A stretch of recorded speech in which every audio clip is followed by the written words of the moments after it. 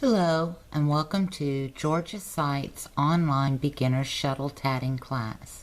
Today I'm going to show you how to hide your thread ends as you tat, and it's called tatting over tails. Okay, so for today's lesson I'm going to show you how to do this, and I'm also going to show you how to use the floss threader. These is what the floss threaders look like, okay? And they are equivalent to a size 20 thread.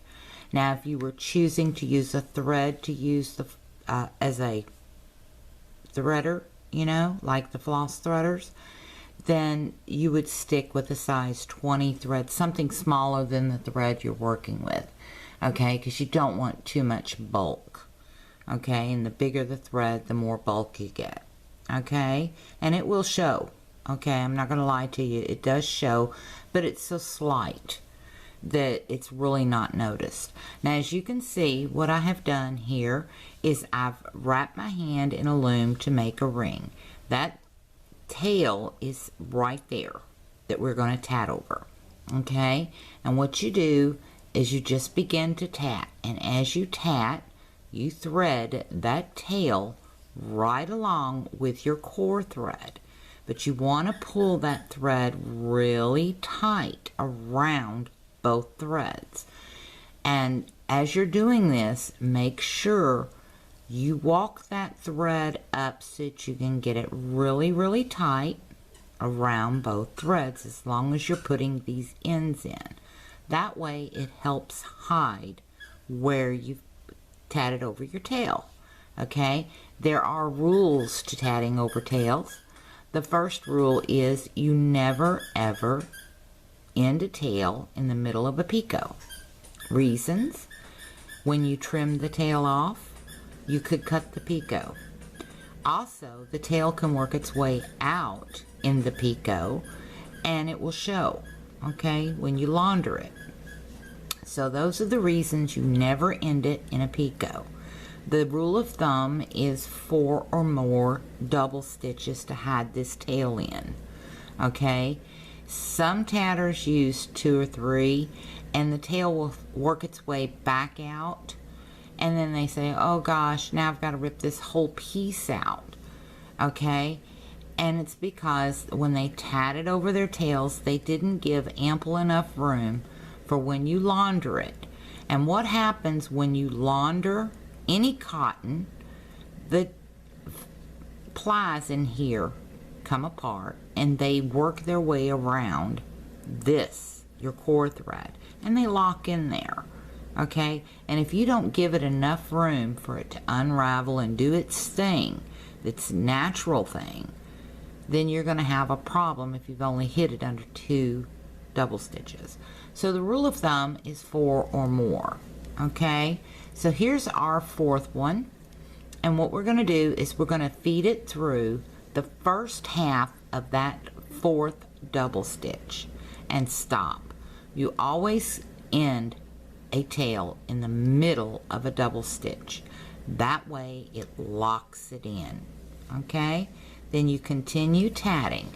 Now this pattern that I'm doing is 6 picot 6. Okay, so let's see, we've got 1, 2, 3, 4, 5, 6.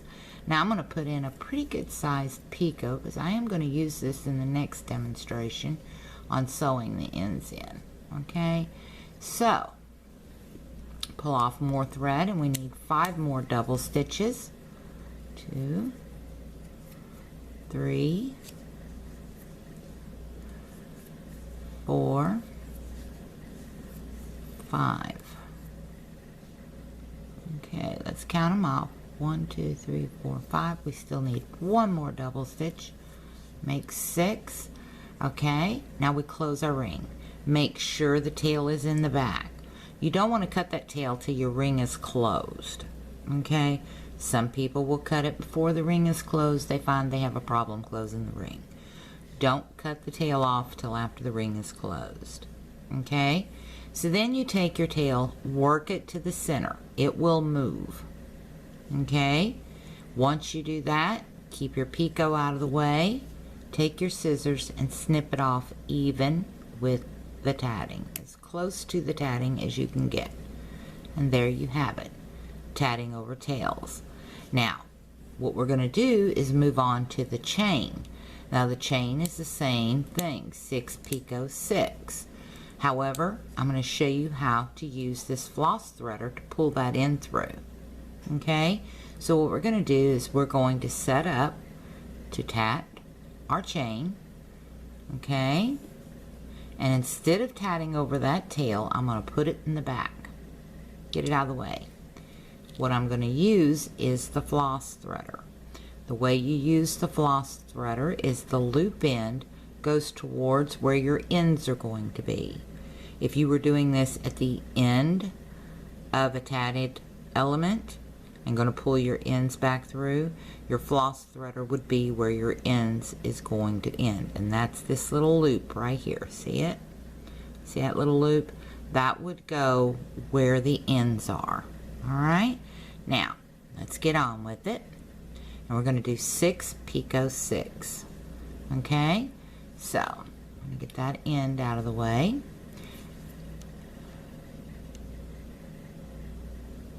And you can see the floss threader is easy peasy. Okay? 2. Because you can just point it wherever you want it to go. It's stiff enough that you can point it. Now if you were using thread instead of a floss threader, you'd still have to weave that end in. That's why a floss threader is so nice. You can just point it in whatever direction you want it to go. Okay? Now, let's see, we've got 1, 2, 3. Let's go 4. This is the first half of the 4th stitch. Pull it out just a hair. Fold it back out of your way. Okay? I'm doing front side, back side, so that's why I folded it over the front. If you weren't doing front side, back side, you would fold it over the back, okay, because you want your tail to come out the back. Alright? I'll teach you that one day. And we've got 1, 2, 3, 4, 5, 6. I'm going to put in just a teeny little picot here. Well, not really a teeny one, but a picot. It's 1, 2, 3, 4, 5, and 6. Okay, and we've got our 6 double stitches in. Now, in order to catch this tail end, okay, because we're on the back side of the work, we want everything to move around here to the front where we're working. Alright, so we're going to pull that loop back some, just enough to catch that thread. You see what I'm doing here? I don't know if you can see that or not. Let's see. Okay, now you see that I've got a very teeny little loop. Now you don't want to thread the whole tail through that, just a portion of it, because you need a loop here to grab, okay? Because as you pull it through, if you grab it down here, it's not going nowhere. It's going to lock up. You want to grab it back here. Once you grab it, you pull it just like that till the tail pops out and comes out, and your floss threader comes out as well. Then you want to adjust. Okay, everything gets G-hawed, so work your tatting like it's supposed to go before you cut that tail off. Remember, you don't want to cut your tail until you're finished with fidgeting, because what you're going to do is where you cut it, you're going to loosen up, okay, by fidgeting, and then you're going to get all these frayed pieces you can't get rid of. Alright? So, let's fidget, get our chain in there, popped in there, nice little arc on it, okay? Now, work that thread over to the center. It will go there, okay? Once you get it to the center, take your scissors and cut your tail off even with your tatting.